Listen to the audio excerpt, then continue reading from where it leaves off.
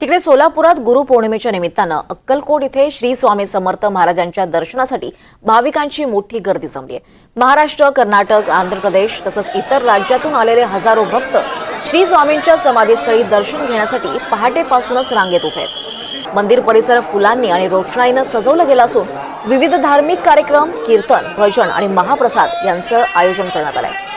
दरम्यान प्रशासनाकडून गर्दीचं नियंत्रण रोखण्यासाठी पोलीस बंदोबस्त तसंच स्वयंसेवकांची नेमणूक देखील करण्यात आली आहे। गुरुपौर्णिमा हा दिवस गुरु शिष्य परंपरेला समर्पित असतो आणि स्वामी समर्थ हे अनेकांच्या दृष्टीनं जीवन मार्गदर्शक असल्यामुळे या दिवशी त्यांचं दर्शन घेणं विशेष पुण्यप्रद मानलं जातं।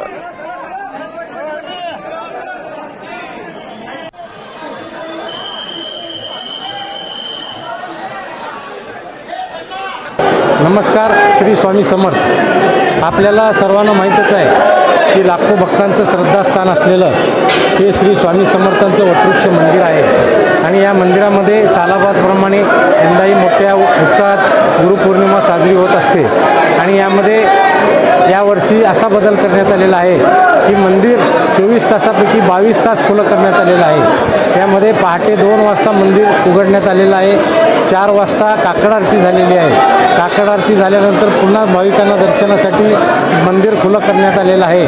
त्यानंतर 10:30 वाजता परंपरेप्रमाणे नैवेद्य आरती होणार आहे।